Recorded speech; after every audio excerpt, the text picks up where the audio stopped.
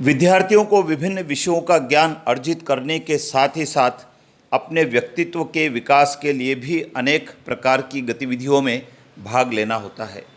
जब विद्यार्थी इन गतिविधियों में बढ़ चढ़कर हिस्सा लेते हैं तो निश्चित रूप से उनमें कुछ नया करने की, नवाचार करने की और साहित्यिक क्षेत्र में, खेल के क्षेत्र में, सांस्कृतिक क्षेत्र में आगे बढ़ने की प्रेरणा भी मिलती है। ऐसा ही एक प्रयास मध्य प्रदेश शासन स्कूल शिक्षा विभाग राज्य शिक्षा केंद्र द्वारा किया जा रहा है। गत वर्ष भी इस प्रकार का प्रयास किया गया था और पुनः इस सत्र के लिए महत्वपूर्ण आदेश जारी हुआ है, जिसके अनुसार कक्षा 6ठी से 8वीं तक के विद्यार्थियों के लिए बस्ता विहीन गतिविधियों का आयोजन करना है। अर्थात प्रत्येक माह के एक शनिवार को बैगलेस डे का आयोजन करना है और उस बैगलेस डे में विभिन्न प्रकार की गतिविधियों में विद्यार्थियों को शामिल करना है, जिससे कि विद्यार्थी रचनात्मक गतिविधियों में आगे बढ़ सके। तो आइए जान लेते हैं इस संबंध में क्या है महत्वपूर्ण आदेश।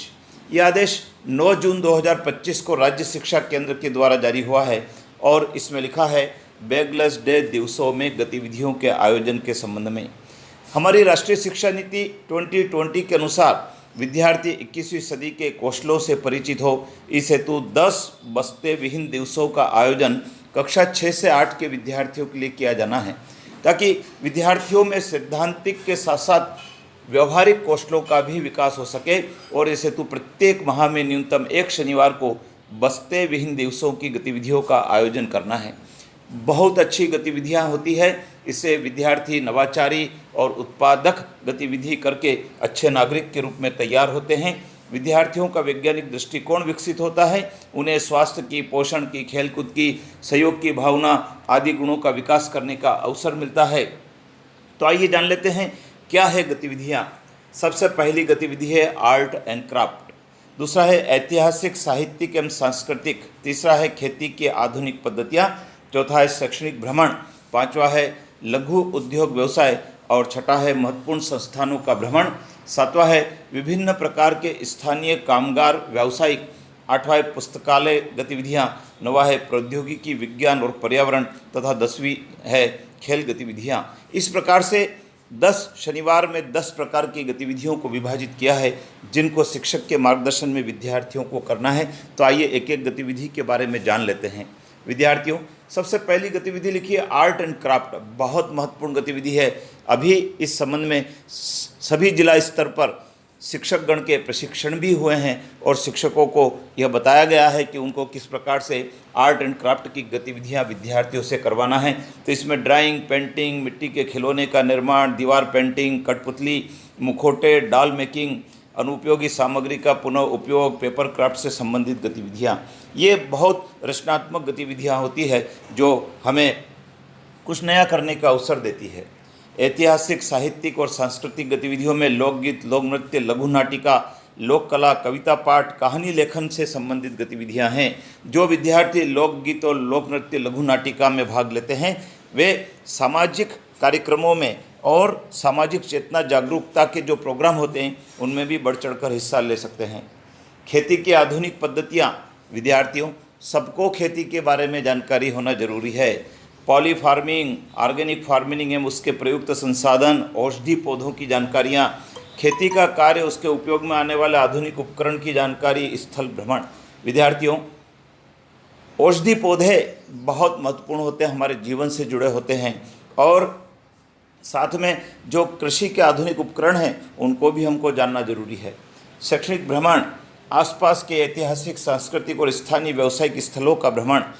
जब हम हमारे आसपास के ऐतिहासिक, सांस्कृतिक और स्थानीय व्यवसायों का भ्रमण करते हैं तो हमें जानने को मिलता है हमारी सांस्कृतिक धरोहर के बारे में, ऐतिहासिक धरोहर के बारे में।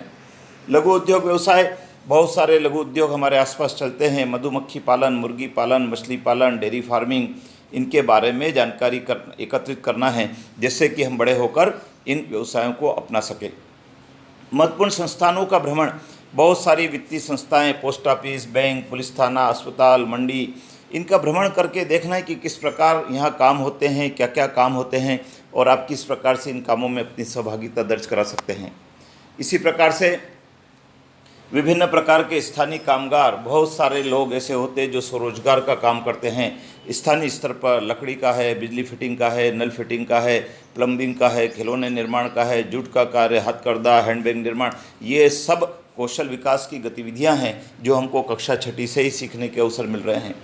पुस्तकालय की गतिविधियां, विद्यार्थियों, हर विद्यालय में पुस्तकालय होता है जहाँ पर सैकड़ों किताबें होती है, पत्र पत्रिकाएं मंगाई जाती है, उनको पढ़ना है, उसमें रुचि जागृत करना है।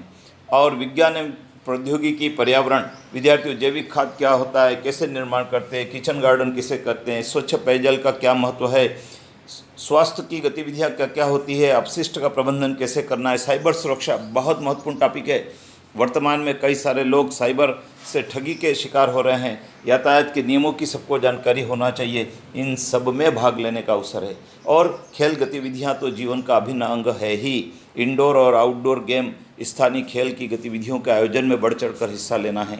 विद्यार्थियों, जब आप खेल की गतिविधियों में हिस्सा लेते हैं तो आपको न केवल विद्यालय स्तर पर बल्कि विकासखंड स्तर पर, जिले स्तर पर, राज्य स्तर पर और राष्ट्रीय स्तर पर भी भाग लेने का अवसर है। और जो विद्यार्थी खेल की गतिविधियों में बढ़ चढ़कर हिस्सा लेते हैं वे स्वस्थ रहते हैं और कई सारी नौकरियों में खेल की गतिविधियों के प्रमाण पत्र का वेटेज मिलता है और जॉब मिलने की भी संभावना रहती है। तो विद्यार्थियों, 10 प्रकार की गतिविधियां हैं जो आपके शिक्षक आपसे करवाएंगे। आपको इसमें बढ़ चढ़कर भाग लेना है और अपने व्यक्तित्व के विकास को जोड़ना। विद्यार्थियों, आइए हम आपको एक स्कूल का परिचय कराते हैं जहाँ गत वर्ष गतिविधियाँ हुई थी।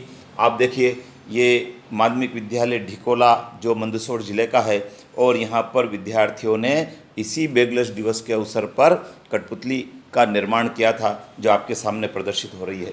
इसी प्रकार से विद्यार्थियों को समाचार पत्र पढ़ने के लिए प्रेरित करने हेतु समाचार पत्र उपलब्ध करवाए गए।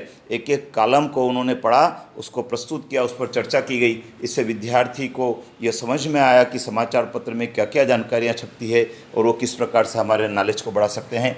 तो ये 2 उदाहरण मैंने बताया। ऐसी अनेक प्रकार की गतिविधियाँ समय समय पर विद्यालय में होती है जिसमें आपको बढ़ चढ़कर भाग लेना है। चैनल पर बने रहें और जो शिक्षक साथी हैं उनसे भी मेरा अनुरोध रहेगा कि इस पत्र के पालन में यदि हम अधिक से अधिक विद्यार्थियों को गतिविधि में जोड़ेंगे तो निश्चित रूप से विद्यार्थियों में रचनाधर्मिता बढ़ेगी, नवाचार करने की उनमें प्रवृत्ति जागृत होगी, वैज्ञानिक दृष्टिकोण विकसित होगा और कई सारी जानकारियों को वो जब अपने पास रखेंगे तो निश्चित रूप से जो हमारी शिक्षा नीति है 2020 उसका जो कौशल विकास का लक्ष्य है वो लक्ष्य भी हम पूरा कर पाएंगे।